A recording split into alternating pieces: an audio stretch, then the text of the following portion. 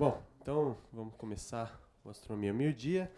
Antes de começar, eu vou passar uma lista aqui de presença, a gente usa só para saber quantas pessoas estão vindo, tal, de onde elas são. Se você também tem um espaço para e-mail, a gente tem uma lista de e-mails, se você quer receber e-mails sobre os próximos Astronomia ao Meio-Dia, você deixa seu e-mail aqui. Se você já recebe ou não quer receber, não precisa colocar, tá? Bom, então hoje quem vai apresentar é o professor Ramakrishna Teixeira, ele é aqui do Instituto do IAG, ele fez graduação em Física, mestrado em Astronomia aqui na USP também, fez o doutorado em Astronomia e Astrofísica na Universidade de Bordeaux 1 e é professor associado aqui do Instituto. Então ele vai falar hoje sobre a missão espacial Gaia. Bom, boa tarde a todos, muito obrigado pela presença. Eu vou falar de alguma coisa para vocês que eu acho espetacular e muita gente que trabalha na área de astronomia vê também como espetacular. Só que não é espetacular no sentido de uma nova descoberta, de alguma coisa midiática ou de um novo conceito, alguma revolução nesse sentido, né? É espetacular no sentido do trabalho em si, do resultado que está sendo obtido, né, com essa missão espacial Gaia. O que é espetacular aqui, e isso que eu vou tentar mostrar para vocês por que é e o que é espetacular, na realidade são os dados obtidos com a missão espacial Gaia, não ainda a ciência que está sendo feita com esses dados. Isso ainda leva um certo tempo. Mas os dados em si, essas observações já são espetaculares, tá, ok? Então eu vou tentar convencer vocês disso daí, se eu achar aqui, tá legal, né? Então, primeira coisa, nós vamos falar então de observações de astronomia. Então, para contextualizar um pouco essa nossa conversa, eu vou aqui definir o que é astronomia de uma maneira não muito usual, né? Então, eu vou definir astronomia como sendo a ciência que estuda a luz dos astros. Isso simplesmente para dizer para vocês que a astronomia é uma ciência que se baseia nas observações que a gente faz dos astros.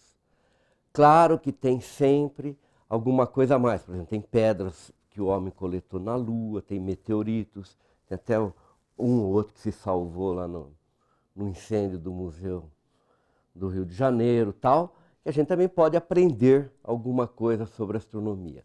Mas a quase totalidade daquilo que a gente sabe, a base reside o pilar disso tudo são as observações que a gente faz dos astros. Quer dizer, a gente coleta a luz dos astros, extrai informação dali, e é isso que a gente usa para produzir o conhecimento. Uma ideia importante para quem não trabalha com astronomia, que não é da área, o que significa essa palavra observação? Vocês devem já ter ouvido falar um satélite, Hubble está observando, um satélite foi lançado para observar, alguém foi para o Chile observar, não sei o que tem, coisa desse tipo, né? E o que a gente faz quando a gente observa são medidas. Claro que a gente gosta de admirar o céu, de contemplar o céu. Mas quando a gente está fazendo uma observação, pensando na ciência, pensando em construir o conhecimento, a gente está fazendo medidas.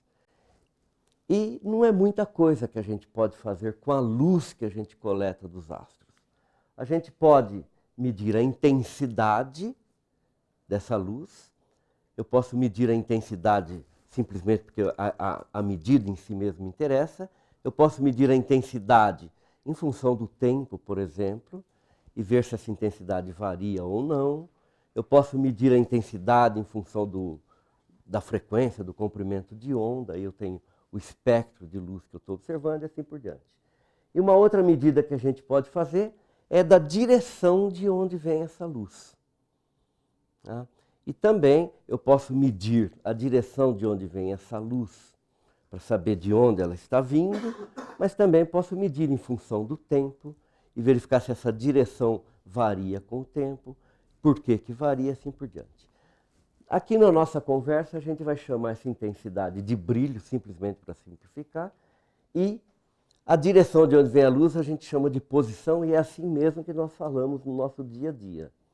Só que a posição aqui, vou lembrar vocês, não quer dizer a posição onde está um objeto, mas é a direção de onde eu recebo a luz desse objeto. Okay? E essa aqui, então, é a base de conhecimento.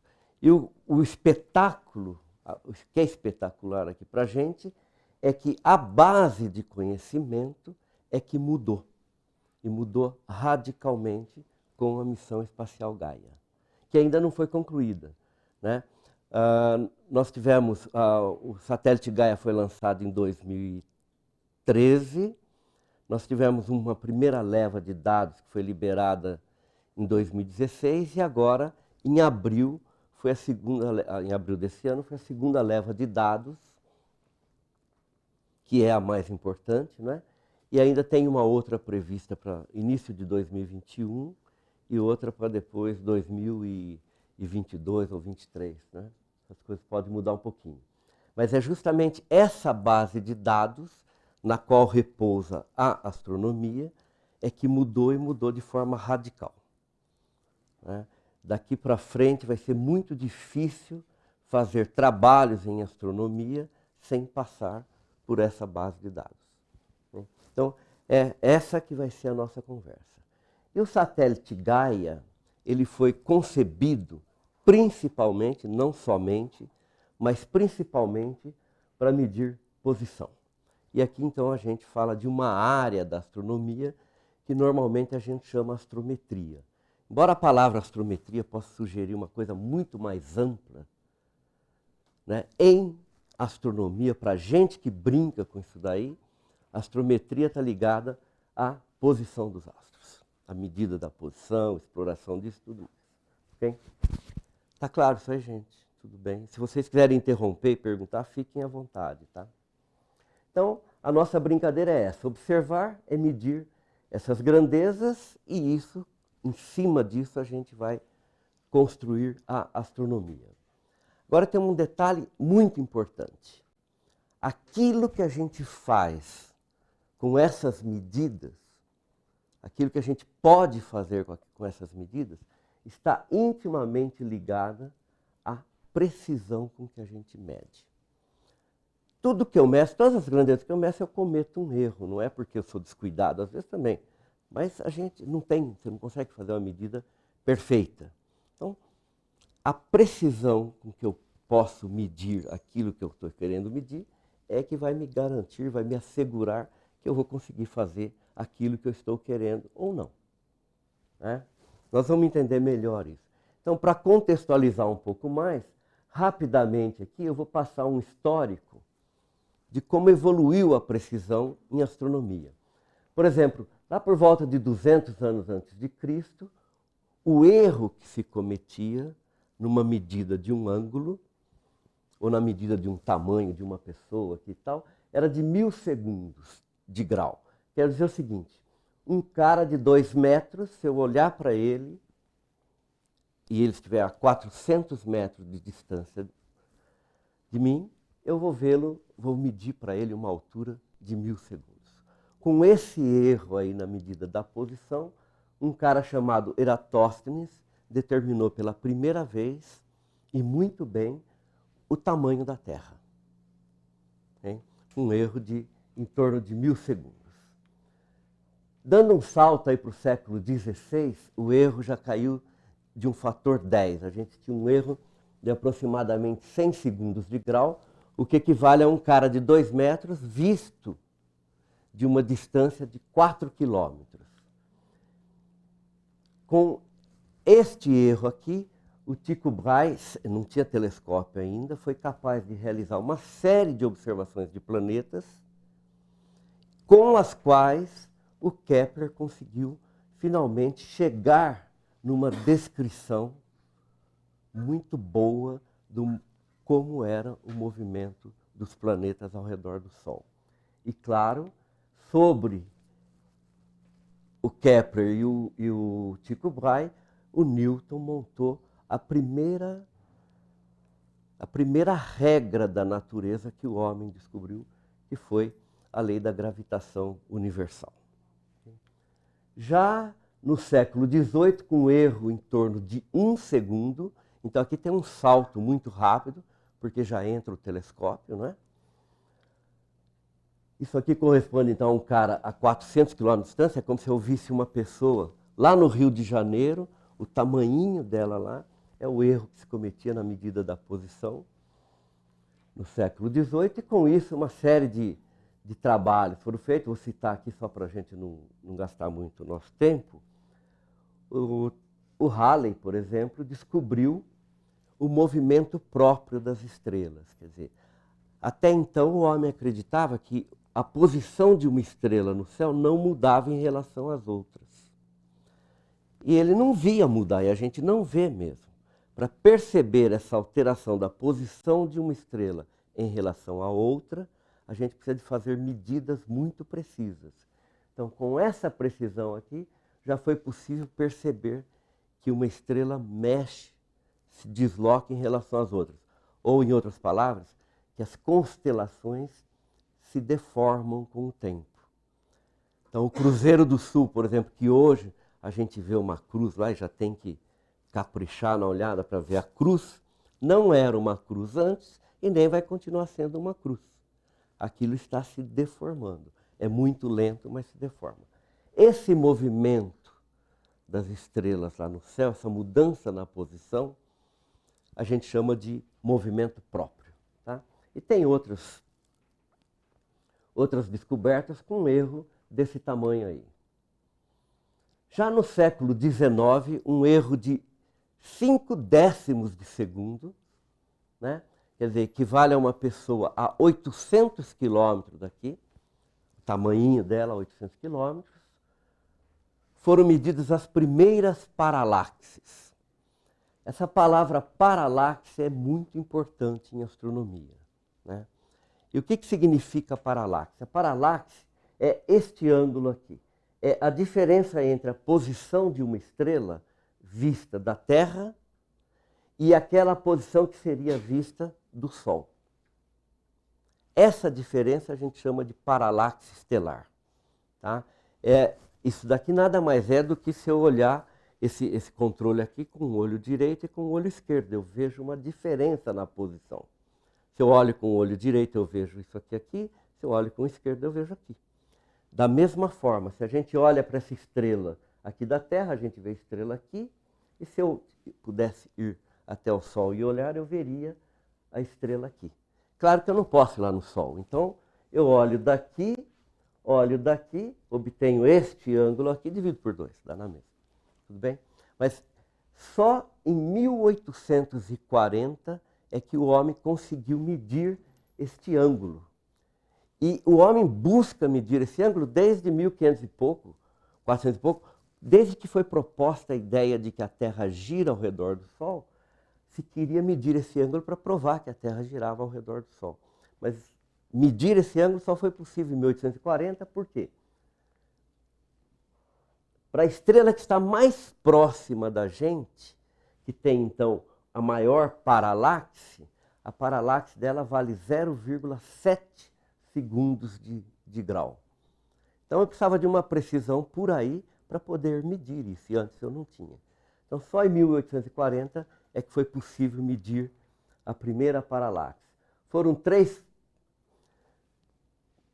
pesquisadores que praticamente mediram ao mesmo tempo, Bessel, Henry e Struve, mediram algumas estrelas e tal, e esse cara aqui, ele mediu a estrela que até hoje é a estrela mais próxima que tem da gente, que a gente conhece, tirando o Sol, claro.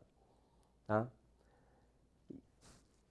Dando um salto agora para o início do século XX, no início do século XX, o erro caiu para 1 décimo de segundo de grau. E o que foi possível fazer com esse 1 décimo de segundo de grau? Foi possível, bom, isso aqui, claro, já corresponde a um cara muito longe, a 4.000 quilômetros de distância. Foi possível medir pela primeira vez o que a gente chama de deflexão gravitacional da luz, né? que é isso, né? Isso tem essa deflexão gravitacional da luz, é um desvio que a luz sofre, um raio de luz sofre quando ele passa perto de um corpo com uma certa massa. E isso é interpretado desde o início do século XX, na chamada teoria da relatividade geral, proposta pelo Einstein, né, como uma perturbação no espaço-tempo, e por isso que a luz se desvia. Mas se vocês quiserem uma imagem muito, muito mais simples disso, basta imaginar, que todo mundo gosta, né, um colchão muito bom, muito bom. Pode até imaginar um colchão perfeito, um lençol branquinho, tudo limpinho e tal. Se eu vier aqui jogar uma bolinha de bilhar, por exemplo, nesse colchão ela vai atravessar esse colchão em linha reta. Mas se ali no centro do colchão, numa parte do colchão, eu colocar uma bola de boliche, essa bola vai deformar essa superfície. Então, quando eu jogar minha bolinha de bilhar aqui e a bolinha passar por essa deformação, ela vai sofrer um desvio. O movimento vai se desviar em relação àquele primeiro. Né? E a ideia é essa com a luz. Okay? Então, bom, eu esqueci que eu tinha isso daqui. A ideia é simples. Eu estou aqui observando uma estrela e isso que eu vou mostrar para vocês foi a proposta do próprio Einstein para provar aquilo que ele estava dizendo. Então, eu posso observar uma estrela tranquilamente. Se por acaso o Sol estiver aqui, eu não posso mais ver essa estrela, porque primeiro vai ser durante o dia. E segundo, esse raio de luz, ele não vai chegar até mim, porque ele vai bater aqui no Sol, ele vai ser barrado. Okay? Mas acontece que existem, e mesmo num eclipse que fica à noite, eu continuo não recebendo esse raio de luz. Ele é barrado pelo Sol. Mas a estrela emite raio de luz em todas as direções. Então, pelas ideias do Einstein, esse raio de luz aqui, por exemplo, ele pode ser desviado e vir parar aqui. Só que quando esse raio é desviado e vem aqui, eu vejo na realidade a estrela lá. Então, ela muda de posição, com e sem a presença do Sol aqui. Então, a ideia que aconteceu em Sobral, no Ceará, foi justamente essa. Medir a posição dessa estrela sem o Sol e com o Sol. Comparar essas duas posições e verificar a diferença. E foi isso que foi feito e batia com o que era previsto pelo Einstein. Okay? Essa é a primeira prova da teoria da relatividade geral e vai completar 100 anos o ano que vem.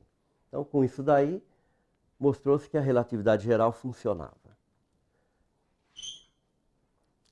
Saber a distância, gente, das estrelas é de todas as grandezas que a gente trabalha em astronomia, a grandeza mais importante que tem. Somente conhecendo a distância daqui até as estrelas é que eu posso transformar aquilo que eu vejo, que é aparente, em alguma coisa absoluta. Né? O caso mais simples, para vocês me entenderem, é que hoje, se eu perguntar para qualquer um de vocês, todos vão responder que o Sol é maior do que a Lua. E está certo. Mas eu só sei que o Sol é maior do que a Lua porque eu conheço a distância daqui até o Sol e conheço a distância daqui até a Lua. Se eu não conhecesse a distância, não daria para afirmar quem é maior, quem é menor. Sem conhecer a distância, exagerando aqui, eu não consigo distinguir um lagarto de um jacaré, de um crocodilo, coisa desse tipo. Okay? Eu preciso conhecer a distância. Né? E ela é a grandeza mais fundamental da astronomia. Eu fiz um parênteses aqui, por quê? Porque o grande foco, o principal foco e a coisa mais importante que o Gaia está fazendo é justamente medir a distância. Mas não está medindo só porque é importante e tal, é por causa disso. Mas também porque medir distância é muito complicado, é muito difícil aqui a partir do solo. Tá? Vocês vão ver como é que as coisas estão mudando radicalmente quando a gente der alguns valores disso. Mas, em resumo, conhecendo a distância dos astros, então eu vou poder determinar tamanhos, ver a estrutura, como está estruturado determinado sistema, por exemplo, a estrutura da nossa galáxia, as propriedades físicas das estrelas. Por exemplo, quando você vê a estrela lá brilhante, uma superestrela brilhante e tal, ela é brilhante, mas aquele brilho é aparente. Pode ser que ela seja muito brilhante, que ela esteja perto da gente. Ok? Eu vejo uma estrela fraquinha lá, tal, mas pode ser que ela seja fraquinha porque está muito longe. Para eu saber o brilho intrínseco dela, o quanto ela está produzindo de energia, eu preciso conhecer a distância. E assim por diante. Então a distância é uma grandeza fundamental. Como que a gente mede a distância? Ou como a gente estima a distância? Existem várias estratégias. Uma delas é a medida daquele ângulo que eu mostrei para vocês, da paralaxe, eu já volto aí. Uma outra é usando o brilho. Todo mundo aqui à noite na estrada sabe, ou na rua aí, sabe muito bem estimar a distância de um carro pelo farol, pela lanterna, pelo brilho da lanterna, pelo brilho do farol e tal. Claro que quando tem neblina a gente se engana, tudo mais, mas sabemos usar o brilho para estimar a distância. E uma outra ideia é usar a expansão do universo para determinar distâncias também, né? A paralaxe é muito simples. Essa aqui é aquela mesma figurinha, não tem nada de novo, mas aqui eu tenho um triângulo, né? Aliás, tem gente que dá aula em colégio, ginásio, quando ensina aquelas coisas de triângulo, retângulo e tal, né? Em geral, é difícil, os alunos não gostam, alguns detestam, mas contem para eles que isso é usado para determinar a distância de estrela. E que essa é a principal grandeza, a grandeza mais importante de toda a astronomia, que é esse ângulo aqui.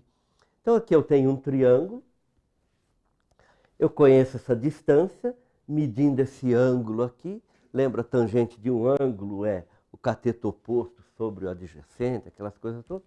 Enfim, eu consigo obter essa distância aqui, que é tudo que a gente quer, hein? Medindo esse ângulo. Claro que medir esse ângulo é difícil. Tem limites. Por exemplo, aquela brincadeira de ficar piscando aqui, uma hora eu vejo o controle aqui, outra hora eu vejo lá e assim por diante, é porque está perto. Se eu colocar esse controle aqui lá no final da sala, eu posso piscar à vontade e já não vou perceber mais nada. Tem um limite, né? E o limite é a precisão com que eu consigo medir este ângulo. Chega uma hora, esse ângulo aqui já fica, quer dizer, o erro que eu cometo fica tão grande que eu já não consigo mais medir esse erro aqui, esse ângulo aí.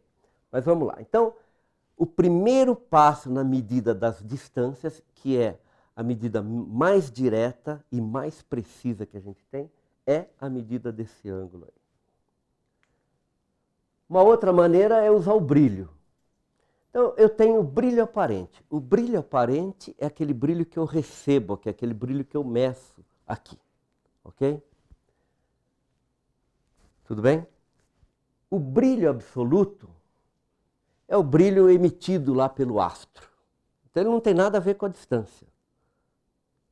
E existe, claro, uma diferença entre o brilho absoluto e o brilho aparente. E essa diferença é por causa da distância.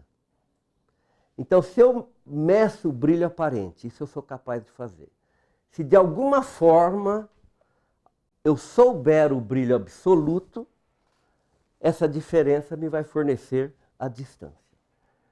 Só que, claro, tem um nó aí, tem um pulo do gato aí. Eu, medindo o brilho aparente, conhecendo a distância, eu posso calcular o absoluto.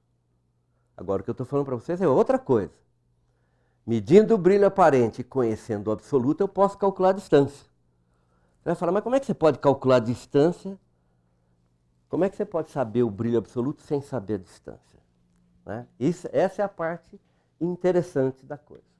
Então apareceu, tem aqui a Henrietta Leavitt, estava estudando na África do Sul, fazendo doutorado, não sei a história direito, tem várias histórias, mas enfim, ela construiu um diagrama, um gráfico, né, do brilho absoluto, ou na realidade era o brilho aparente, mas como todas as estrelas estavam tão longe, ela pôde imaginar que estava à mesma distância. Ela fez um gráfico do brilho absoluto em função do período com que essas estrelas pulsavam. Essas estrelas, elas variam, o brilho delas variam, e ela fez um gráfico do período em função do brilho e obteve aqui uma bela de uma relação, que a gente chama de relação período-luminosidade. Fala, mas e daí?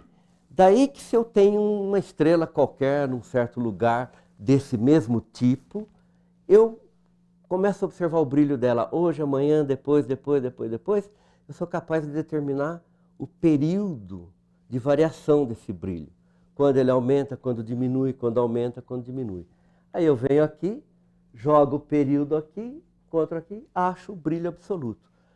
Se eu achei o brilho absoluto e meço o brilho aparente, eu obtenho a distância. Okay? Essas estrelas se chamam cefeidas, eu tenho a impressão que a primeira estrela desse tipo foi descoberta na constelação do Cefeu, por causa disso que ela chama cefeida. Mas, enfim, isso aqui é extremamente importante. Onde a paralaxe não chega, a gente vai desse jeito, com as cefeidas. É simples, eu tenho uma estrelinha aqui, uma galáxia muito longe que eu não consigo medir paralaxe. Mas eu vejo uma cefeida lá, uma estrela pulsando, então eu sou capaz de medir o período de pulsação, venho aqui no meu gráfico, obtenho o brilho absoluto, junto essas duas coisas e obtenho a distância. Ok? Então essa é uma maneira de obter distância. Claro que, para isso aqui ser bom, a calibração de tudo isso aqui tem que ser boa. Se a calibração aqui não é boa, o resultado que eu vou obter aqui é péssimo. Okay? E a outra forma é usar a ideia de que o espaço está se expandindo, o universo está se expandindo. Né? E a velocidade de recessão, quando eu olho para as galáxias, isso não é uma invenção, é uma observação. Quando a gente observa as galáxias, eu vejo as galáxias se afastando da gente. E vejo mais ainda, quanto mais distante, mais rápido ela se afasta. Então, uma galáxia 10 vezes mais distante que a outra se afasta com uma velocidade 10 vezes maior, assim por diante. Isso me dá um gráfico da velocidade em função da distância. Que, claro, também, para funcionar bem, precisa ser bem calibrado. Okay? Então, eu tenho esse gráfico aqui, tenho uma galáxia lá que eu quero medir a distância, eu vou lá, meço a velocidade com que ela está se afastando de mim e faço o caminho inverso. Jogo a velocidade ali e obtenho a distância. Tá? Então, eu tenho lá um bicho muito, muito longe, não tem estrela cefeida, eu não sou nem capaz de observar a estrela cefeida e tal, mas sou capaz de medir a velocidade com que ela está se afastando, jogo aqui no gráfico e obtenho a distância. Tem outras estratégias, tal, mas não vamos parar muito nisso daí. Vamos voltar na paralaxe. Então, a paralaxe é a grandeza mais fundamental, ela é essencial para a astronomia. É com ela que eu meço as melhores distâncias, distâncias mais precisas e que vão calibrar todo o resto. Tudo que vem depois é calibrado, na base está a paralaxe. Ok? Tudo bem? E é muito difícil. Para medir uma paralaxe aqui na Terra, a gente precisa de 2, 3 anos de observação num telescópio muito bom e tal, e você mede aos poucos, uma ou outra, coisa desse tipo. É assim que a gente faz, a gente trabalha. Eu fazia isso até sair os dados do GAI, agora vou me aposentar. Mas vamos lá. Em 1989 foi lançado um primeiro satélite para medir paralaxe. Até então a gente media só que a partir do solo.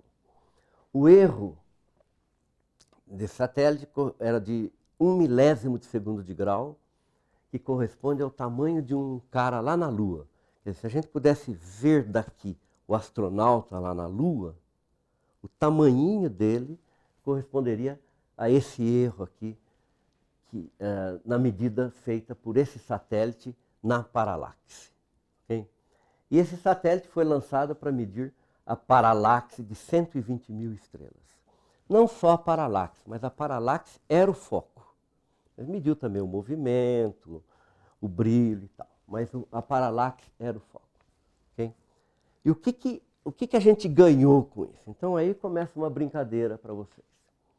Os resultados do satélite Parkes foram publicados em 1997. Até 1997, a gente não tinha nenhuma estrela cuja paralaxe era excelente. Esse excelente eu é que estabeleci democraticamente aqui. Quer dizer, não tinha nenhuma paralaxe com erro relativo menor que 0,1%, que eu chamei de excelente. Com o Hipparcos, a gente obteve 3 estrelas. Muito boa, eu estou chamando de muito boa, aqui também tudo isso aqui é democraticamente arbitrário, mas muito boa, a gente tinha 10 medidas de paralaxe. Com o Hipparcos, esse número saltou para 700. Já é um ganho considerável. Razoável, a gente tinha em torno de 1.000 estrelas. Esse número pulou para 30.000. E só com esse satélite é que foram, pela primeira vez, observada relativamente bem algumas daquelas estrelas cefeidas que calibra aquele gráfico a partir do qual determina distâncias. Tá? Então, esse foi o quadro das paralaxes depois do Hipparcos. Claro, você fala, poxa, mas e daí? O que vale eu saber isso daí, a distância e tal? Por exemplo, com os resultados de Hipparcos, a gente descobriu que 40% das estrelas que nós achávamos que eram nossas vizinhas, não eram. Quer dizer, mesmo a vizinhança solar, gente, quando a gente fala nossas vizinhas, são aquilo que a gente melhor conhece. Como na rua também, lá em casa, tudo. Você conhece melhor teu vizinho. Vê todo dia, tromba, briga, aquele negócio, reclama do cachorro, reclama do barulho. As vizinhas a gente conhece. Só que com os dados de Hipparcos, a gente verificou que 40% das estrelas que eram consideradas vizinhas não eram vizinhas. Então tudo aquilo que eu pensava da minha vizinhança estava errado. A quantidade de estrela, a densidade de estrelas, os tipos de estrelas que eu achava que tinham mais, tinha menos, tal, não batia. Hein? Outra coisa, eu já tinha dito, né, que foram as primeiras boas paralaxes a ser feitas, então aquele gráfico da Henrietta começou a ser melhor calibrado e teve uma correção de 10% na escala de distância do universo. Como eu disse para vocês, a paralaxe é que determina o resto. Se a paralaxe é boa, o que vem depois é bom, mas vai se perdendo. Se a paralaxe for ruim, então nem se fala. Né? O que significa corrigir a escala de distância do universo? Significa corrigir a própria idade do universo. Então, até 1997, tinha um tipo de estrela, que existe, claro, chamada RR Lyrae, mas tinha algumas dessas estrelas que eram mais velhas do que o universo. Obviamente, isso não pode. Como é que eu vou ter estrela que é mais velha do que o universo? Né? Todo mundo sabia já até onde estava o erro, mas tinha que medir. Né? Então, com essa correção na escala de distância, em função das paralaxes do Hipparcos, a idade das RR Lyrae mudaram, as idades mudaram, e a idade do universo também mudou, e aí a gente não tinha mais estrelas mais velhas do que o universo. O universo era mais velho do que as estrelas, estava tudo ótimo. Ok? Bom, vocês vieram aqui para ouvir falar do Gaia, então finalmente vamos falar do Gaia. Agora, os resultados do Gaia, o Gaia foi lançado então em 2013. A missão espacial Gaia é uma coisa que começou a ser conversada, tá lá pelo ano 2000, 2001, 2002 já estavam se organizando. Se não me engano, ela foi aceita em 2006, coisas desse tipo. Foi evoluindo e o satélite foi lançado em 2013. Saiu uma quantidade de dados em 2016 e a segunda saiu em abril desse ano. Né? E o erro do Gaia, que a gente encontra hoje já nessa segunda leva de dados, aqui no melhor dos casos, é de 5 microsegundos de grau. Né? 5 microsegundos de grau corresponde a um cara a 80 quilômetros, 80 milhões de quilômetros daqui. É como se eu olhasse daqui para o astronauta e fosse capaz de medir o distintivo que ele tem lá no peito da NASA. Tal. Okay? É mais ou menos isso o erro que se comete. E o satélite, então, foi publicado 1 bilhão e 700 milhões de estrelas e outros objetos também. Tem quasares, tem objetos do sistema solar e assim por diante. Okay? Então, Esse é um primeiro resultado, depois eu vou mostrar o resto. Agora, o que é o satélite Gaia? Como é que funciona? Como é que é isso? O satélite Gaia, a missão espacial Gaia é muito diferente das outras. Por exemplo, a missão que vocês jamais ouviram falar talvez seja Hubble, o Hubble Space Telescope. Está lá no céu observando, mas é um telescópio que você aponta para onde você quer observar. Se eu quiser observar num telescópio no Chile, convencer as pessoas que o meu projeto é bom e tal, é isso que eu vou fazer. Daqui de São Paulo, tá, alguém vai lá, aponta o telescópio, aponta para lá, aponta para cá. O Hubble é a mesma coisa. Tá? O Gaia não é desse jeito. O Gaia não é um telescópio que eu aponto para um lado, aponto para o outro. Eu vou mostrar para vocês, o Gaia são 2 telescópios e ele tem uma rotação e com isso ele vai escaneando o céu todo. Então ele observa tudo que passa ali no campo dele dentro de um certo limite. Ele vai escaneando esse céu e ele vai medindo, na realidade, o ângulo entre cada ponto que ele detecta e os demais. E depois, com isso, se faz tudo, e mede o brilho também. E uma outra diferença é que os resultados do Gaia são disponibilizados para o mundo todo ao mesmo tempo. Não tem nenhum grupo privilegiado que acessa esses dados e vai trabalhar com esses dados antes dos outros. Né? Então, em 25 de abril, ou 23, agora já não lembro, foram publicadas a segunda leva de dados. Teve muita gente em muitos lugares do mundo que se juntaram, se reuniram num hotel, coisa desse tipo, para a hora que os dados fossem liberados, começar a manipular aquilo lá, fazer ciência e publicar rapidamente, publicar antes do outro. Isso também existe em ciência, tá? Não é só aquela beleza.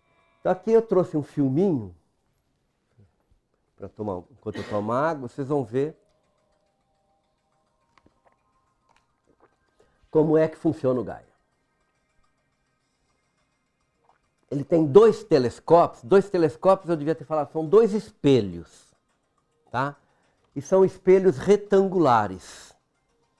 Tem, vai aparecer aqui.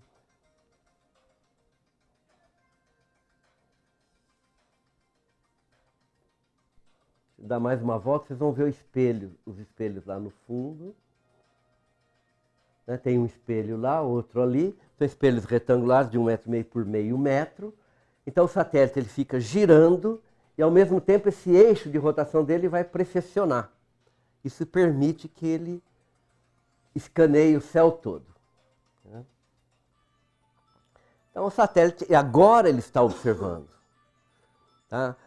Em princípio, as observações se encerram no final desse ano, em dezembro de 2018, mas existe uma chance muito, muito grande que ela seja prolongada por mais 2 anos. Então ele escaneia o céu todo e aqui vocês vão ver então o céu aberto assim. Ok? Todo o céu escaneado pelo Gaia. Essa é a ideia do Gaia. Agora, então vamos falar agora um pouquinho mais dos detalhes. O que ele está medindo? Né? Então, o Gaia mediu a posição e o brilho de 1 bilhão, mais de 1,5 bilhão de objetos, né, até uma magnitude 21. Para quem não é do ramo, não tem problema nenhum. Isso quer dizer estrelas muito, muito, muito fracas. Objetos muito fracos. Hein? Ele mediu as posições, os movimentos próprios, aquele que o Halley descobriu em 1700 e pouco, as paralaxes, aquela que é muito importante, mediu o brilho em cores, em filtros diferentes, tal, de 1,3 bilhões. Não de todas essas por enquanto, mas de 1,3 bilhões. Então ele mediu a paralaxe. Vamos fazer aqui uma pausa de novo nas paralaxes. Vocês vão nunca mais querer ouvir falar de paralaxe, não tem importância. Mas está aqui. O que mudou? Então, com o Hipparcos, a gente tinha 3 estrelas com paralaxes excelentes. Esse número salta para 100 mil em Gaia. A gente tinha muito boa, 700 estrelas com paralaxes muito boas. Esse número salta para milhões, 10 milhões de estrelas. Tá? A gente tinha em torno de 30 mil estrelas razoáveis, com paralaxes razoáveis. Esse número salta para 100 milhões. visualmente, se vocês quiserem enxergar, olha, o que a gente tinha de razoável antes do Gaia vem até aqui. Na realidade não vem até aqui, é até mais para dentro. Aqui está o Sol, mais perto ainda do Sol. O que a gente tem hoje como razoável vem até aqui. Okay? Então vocês têm uma ideia do ganho que a gente tem em termos de conhecimento de distância, que permite fazer todo o resto que a gente quiser. Okay? Mas além disso, o Gaia também mediu os movimentos próprios. Olha o que eu posso fazer. Isso aqui é só um exemplo. Né? Medindo quando eu tenho o movimento próprio e a paralaxe. Quando eu olho para uma estrela no céu, se fosse possível acelerar bastante os movimentos e tal, eu veria a estrelinha caminhando lá no céu e fazendo, em vez dela caminhar assim em linha reta, ela ia fazendo uma curvinha assim, em torno de uma possível reta. Essa reta é o movimento que a gente chama de movimento próprio. Essa oscilação é o que a gente chama de paralaxe, aquele movimento nosso ao redor do Sol. Então, nesse caso aqui, a gente vai ver o passeio da estrela Beta Pictures, bem acelerado aqui, tal, mas os dados são reais. Tá? Não foram medidos só pelo Gaia. O Gaia, esses resultados que eu estou mostrando para vocês, correspondem a 22 meses de observação. Aqui já é uma combinação de Gaia e Parcos e tal, mas para ilustrar a importância daquilo que está medindo. Então, aqui, olha. Pronto. Então, essa reta aqui é o movimento próprio da estrela lá no céu. É o movimento que ela tem em torno do centro da galáxia, um movimento perturbado em relação ao Sol, ao sistema solar, que também está movimentando em torno da galáxia e tal. É essa reta aqui.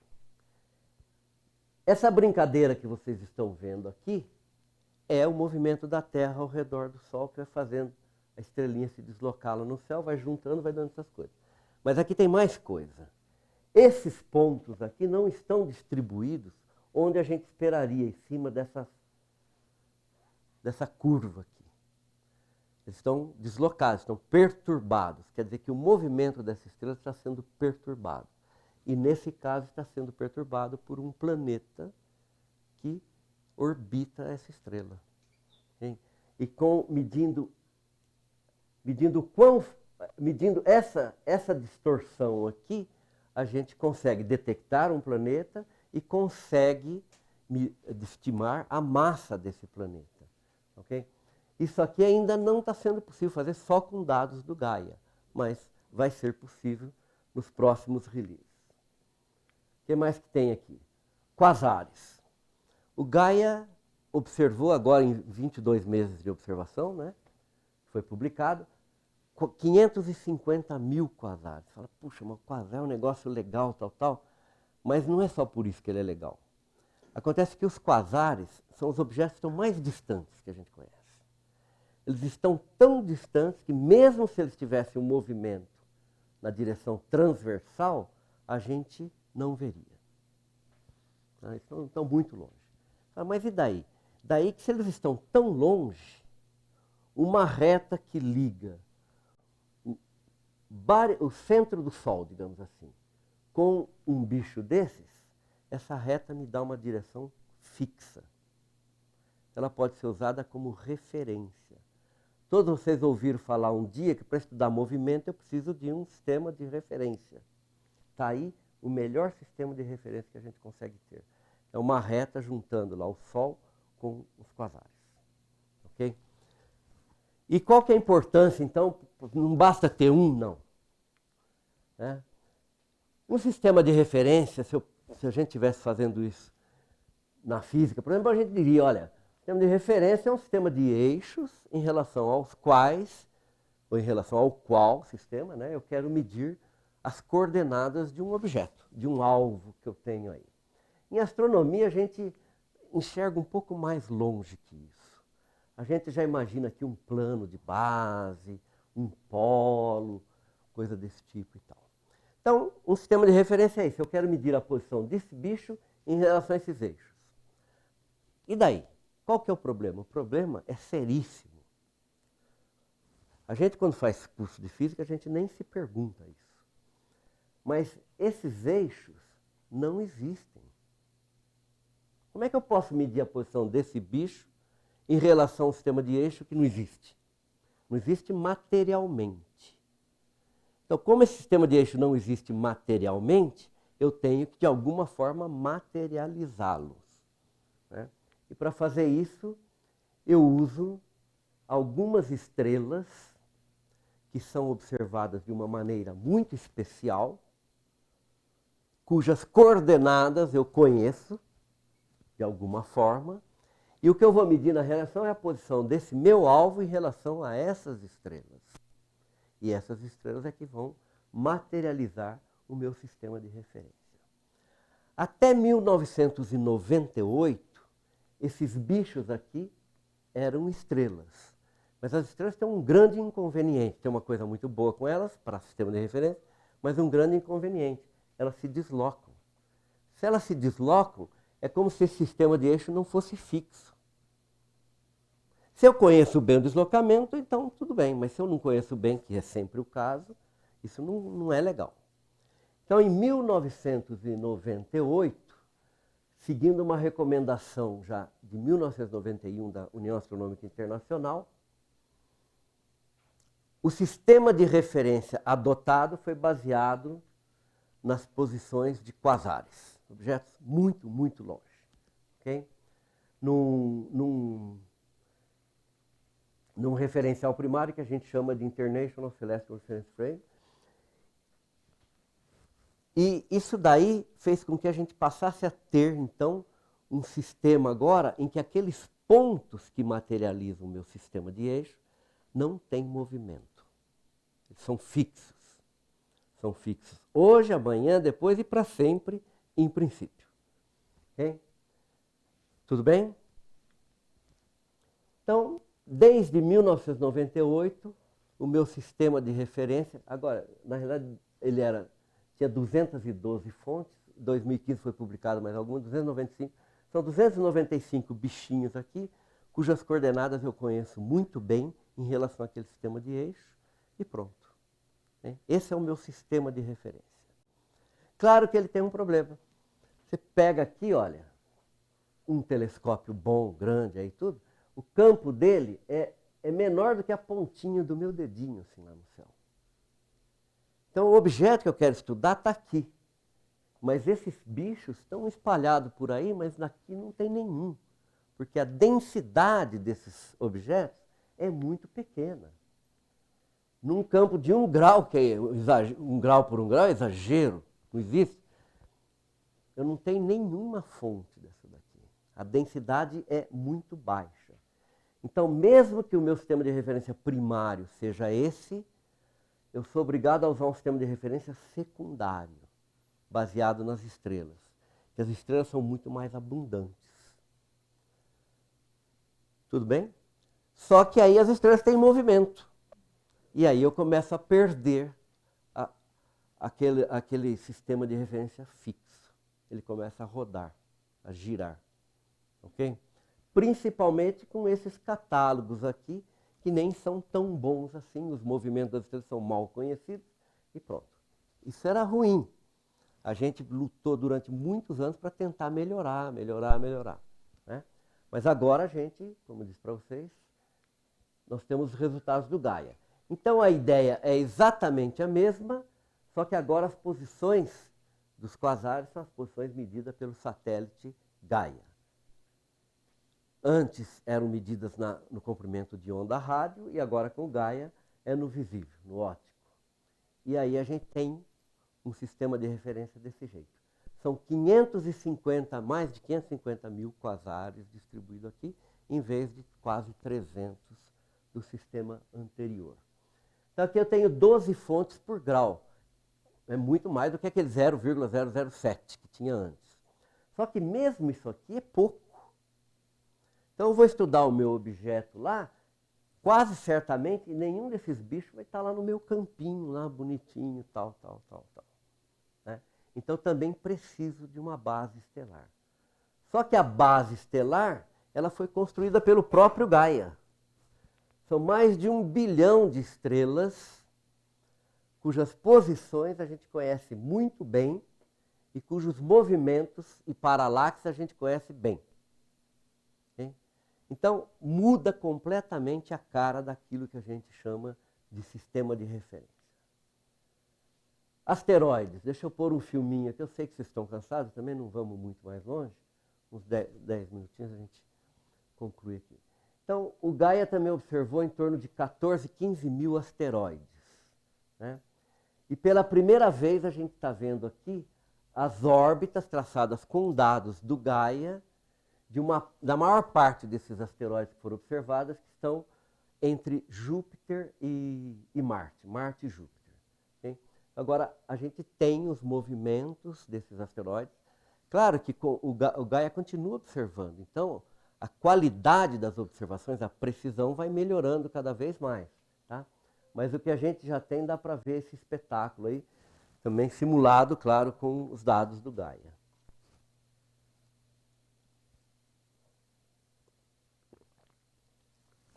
Esses são asteroides entre Marte e Júpiter, mas observou asteroides também mais próximos da Terra, mais distantes, e coisas assim.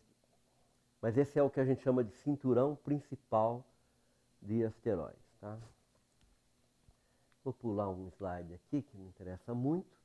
O Gaia também mede a velocidade radial das estrelas, que se aproxima e se afasta. Quer dizer, a velocidade com que um astro se aproxima ou se afasta da gente. Mediu, por enquanto, para 7 milhões de estrelas. Nossa, que pouquinho, né? É pouquinho perto do 1 bilhão e não sei quanto de posição que ele mediu. Mas é um número enorme perto daquilo que a gente conhecia até hoje. Tá? E com as velocidades radiais, a gente pode determinar o que nós chamamos do movimento espacial daquele objeto. Se eu conheço o movimento na direção transversal, o movimento na direção radial, eu posso estudar o movimento espacial dos objetos. Então foi feita uma brincadeira que foi pegar todas as estrelas que estavam a uma certa distância do Sol, em torno de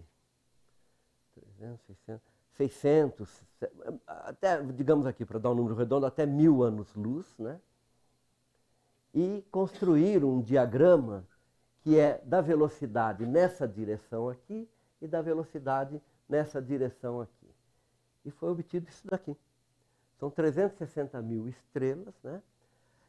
E da nossa vizinhança, e forma essas estruturas que vocês estão vendo aqui, essas estrias. Né? Já se sabia que existia estrutura aqui de velocidade na vizinhança solar, mas não nessa quantidade de estrutura, de subestruturas, e nem com os detalhes que a gente está vendo aqui agora. Por que que acontece isso? É a ciência que vai ser feita em cima disso a partir de agora. Okay? Quase acabando.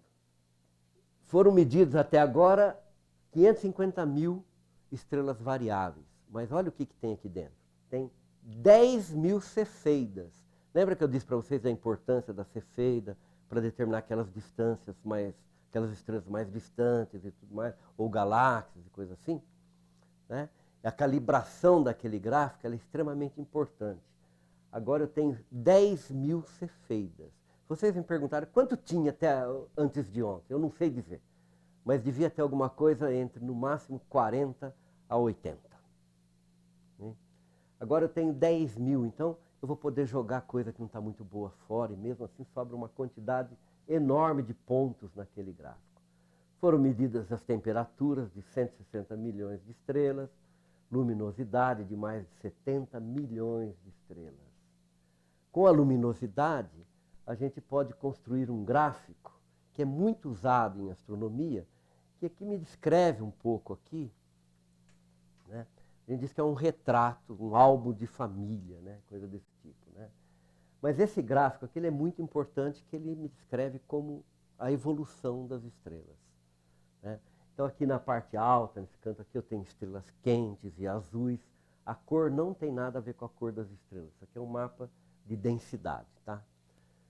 Então, onde tem mais objetos está em amarelo, onde tem menos está em preto e tal. Mas aqui eu tenho estrelas que são gigantes vermelhas, aqui eu tenho anãs vermelhas e aqui eu tenho anãs brancas e tal. Esse gráfico foi construído com 4 milhões de estrelas.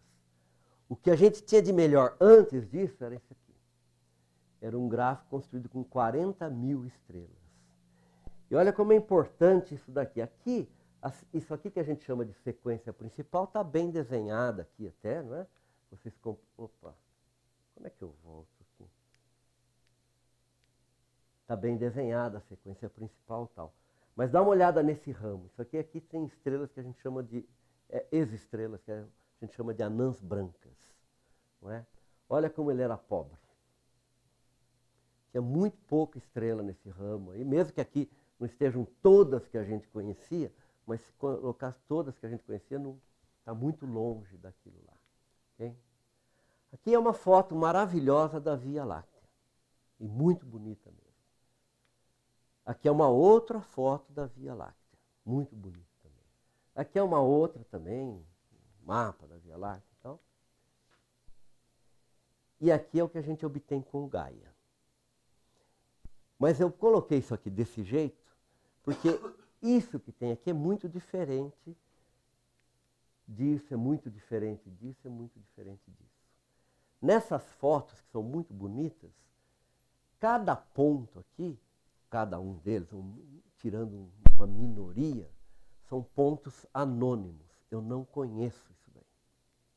É como se a gente for num jogo, ontem teve Corinthians e Flamengo, acho que o campo devia estar vazio, mas digamos que seja um jogo bom, campo lotado, e aí a gente tira uma foto lá daquelas de 360 graus, lá da arquibancada, aquele monte de gente.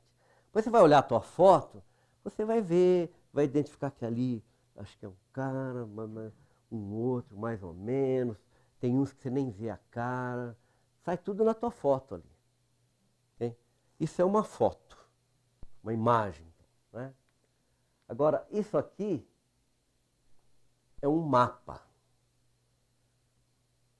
Cada pontinho que está aqui, cada pixel dessa imagem tem milhares de estrelas do Gaia e eu conheço a posição, o brilho, a cor. É como se nessa foto da arquibancada eu agora conhecesse cada uma daquelas pessoas, soubesse o nome, o endereço, para onde vão depois do jogo, de onde vieram e coisa desse tipo. Então, não é uma foto isso daqui, não é uma imagem. Isso aqui é um mapa, quer dizer, eu desenho lá os eixos e tal e mando plotar os pontinhos. Okay? Cada pixel aqui tem milhares de pontos. Na realidade, é um pouquinho diferente a construção. Cada pixel da imagem tem lá, digamos, um pixel tem 2.000 estrelas. Então eu estou somando nesse pixel o fluxo dessas 2.000 estrelas. Mas é um mapa, onde a gente sabe a vida de cada ponto que está aí no mapa. Para dar uma ideia para vocês, aqui tem um complexo de nuvens moleculares tal, que é o Filks, que é muito importante, muito estudado, astronomia tal. Então a gente vai dar um zoom aí, olha o que a gente vê. Né? Esse aqui é o complexo de nuvens moleculares, e esse cinza que a gente vê são pontos, são estrelas observadas pelo Gaia. São pontos cujas posições a gente conhece, movimento, brilho e tal. Aqui a gente pode dar um zoom também. Aqui tem a grande nuvem de Magalhães. Aqui são as duas nuvens, aqui está a grande nuvem de Magalhães. Eu posso dar um zoom aí e de novo vocês estão vendo aqui um mapa da grande nuvem de Magalhães. Quer dizer, não é uma foto, é um mapa. Você vai plotando os pontinhos ali. E com essa grande nuvem de Magalhães foi possível fazer uma brincadeira melhor ainda. Foi possível medir o movimento desses pontinhos e construir uma brincadeira dessa. Quer dizer, para cada pontinho aqui eu coloco o vetor movimento, não é a trajetória, mas eu coloco o movimento e a gente obtém. Isso aqui é a primeira vez que a gente está vendo isso. Conhecesse o movimento próprio de uma estrela numa outra galáxia, de uma ou outra estrela, um número reduzidíssimo, que nem se compara com isso aqui. Okay? Isso aqui é a primeira vez que a gente está fazendo, e o que nós vamos extrair daí, estamos brincando, vamos ver o que vai dar. Ok? Bom, para a gente concluir, a música foi eu que pus, viu gente? Não tem nada a ver com Gaia. Nem sei se eles gostam disso. Né? Mas aí, então, é o lançamento do satélite, que foi na Guiana Francesa, em 19 de dezembro de 2013.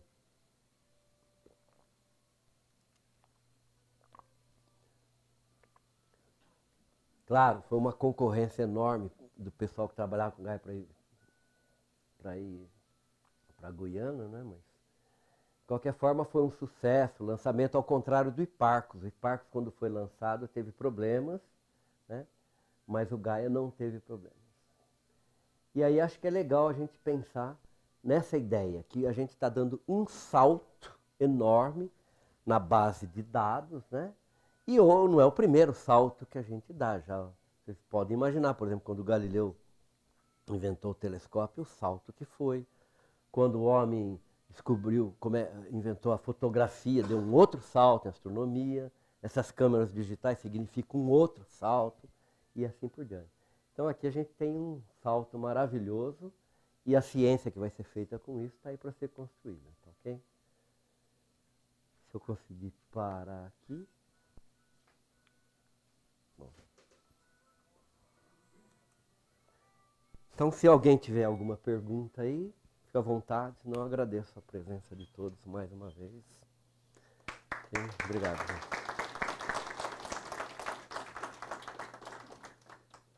Perguntas? Eu queria saber se a base de dados, que esse projeto trouxe mudou a relação de massa que se sabia e que se sabe agora em relação ao universo. Se a porcentagem de massa que se sabia e o que se sabe agora. Não, eu não posso dizer que mudou, mas eu posso dizer que vai mudar. Né? Isso foi publicado em abril. Claro que, instintivamente, a maior parte das pessoas começou a refazer o que já tinha feito como trabalho com novos dados de melhor qualidade e tudo. E a ciência que vai sair disso aí, nova mesmo, vai começar a sair logo, mas ainda não. Agora, você tem tudo aí nas mãos. Por exemplo, uma das coisas que a gente busca saber, conhecer, fazer estatística, tudo é a tal da matéria escura. Você detecta a matéria escura, por exemplo, pela perturbação que ela exerce no movimento de um corpo. E agora a gente está podendo medir movimentos muito mais finamente, muito melhor do que se media antes. Então essas perturbações eu vou poder detectar muito mais e com mais qualidade do que se fazia antes. Então, nesse sentido, você vai construir tudo isso daí mesmo. Já tem muita gente. Aquela figura que eu mostrei para vocês, daquelas estrias do movimento na vizinhança solar, já tem um monte de hipóteses sobre aquilo lá, incluindo matéria escura, tudo isso. E não dava para fazer isso, para brincar com isso, antes do Gaia. Mais perguntas?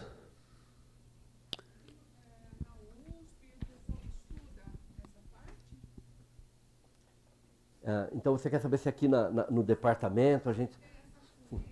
Sim.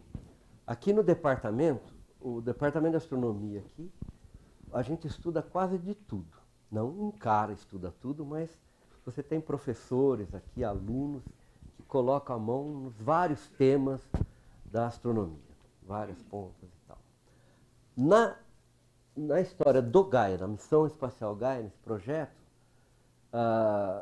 eu vou contar uma história porque eu acho que a história é muito bonita. Uma vez, antes, há muito tempo, eu recebi um grupo de pessoas lá em Valinhos, no observatório da USP, falei do Gaia. Eu não fazia parte, eu queria fazer parte, participar, mas ainda não.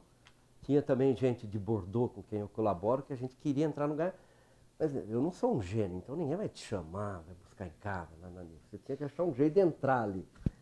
E também eu tinha pouco para oferecer, né? Enfim, mas eu queria participar. Aí eu falei lá em Valinhos e teve um cara que se apaixonou pelo Gaia. Se apaixonou e ele estava fazendo mestrado já no IAG, se apaixonou pelo Gaia, ele acabou o mestrado e ele queria fazer o doutorado nessa área de astrometria e veio me procurar e tal, e acabou virando meu aluno de doutorado. Mas ele estava apaixonado pelo Gaia, eu também já era apaixonado, queria fazer parte do Gaia. uma colega lá de Bordeaux também, a gente estava ali. Falamos, vamos achar um jeito de entrar no Gaia. Porque os grupos são assim, vão se instalando, sabe? Você abraça os amigos, se tem um cara muito bom lá, mas que não é tanto amigo, você abraça, mas tem um outro mais ou menos lá, mas que não é amigo, nada, você esquece, tá bom, a gente estava querendo entrar. E aí a ideia foi a seguinte, o Gaia, ele foi concebido para medir estrelas. A ideia fundamental do Gaia é falar tudo o que a gente pode da nossa galáxia. Né? E as estrelas, elas têm uma imagem pontual, elas são como um ponto. Então, toda solução que você obtém matemática para a posição, para o movimento, está ótimo. E todo mundo trabalhando para obter isso para as estrelas. Só que o Gaia está escaneando o céu. Então, além das estrelas, ele observa outras coisas. Então, estava lá, por exemplo, objetos do sistema solar, asteroides, coisas desse tipo. Isso não vai te dar uma imagem pontual ali, necessariamente. Então, isso ia para a lata do lixo. Aí tinha grupo já organizado para se preocupar com as observações dos objetos do sistema solar. Okay? Bom, tem um tipo de estrela, a gente chama estrela binária, uma estrela e tal, mas está tão pertinho uma da outra que onde o satélite olha, ele não vê duas, ele vê uma, mas meio deformada ali. Isso também ia para a lata do lixo. Então tem um grupo que se organizou para tratar esses casos. E tinham as galáxias, que o satélite também está observando e não tinha ninguém fazendo nada com isso, e elas vinham para a lata do lixo também. Transformamos a tese, achamos o tema para a tese desse aluno, que é um aluno brilhante, foi um aluno brilhante, hoje é um pesquisador brilhante, e a tese dele era essa, ampliar o horizonte da missão espacial Gaia, explorando as observações das galáxias, que iam para a lata do lixo. E o grupo foi aceito, foi muito engraçado. Outro dia mesmo o cara me mandou um e-mail, falou, Ramo, olha, eu vi isso aqui, estou passeando aqui numa cidade lá da Bélgica, não pude resistir. Me mandou a foto de uma cabine telefônica meio antiga e tal, né? E por quê? Porque quando a gente começou não tinha ninguém, nós éramos 3. E aí, quando eu ia ter reunião, eu falei, bom, e para onde que qual a nossa sala? E ele falou para mim, não, você se reúne em qualquer cabine telefônica aí, tá bom e tal. Mas foi assim que a gente entrou. Então também tem pessoas aqui do IAG envolvidas com a missão espacial Gaia. Assim. Obrigado. Bom, acho que dado adiantado a hora, vamos agradecer ao professor mais uma vez. Obrigado. Até semana que vem, então.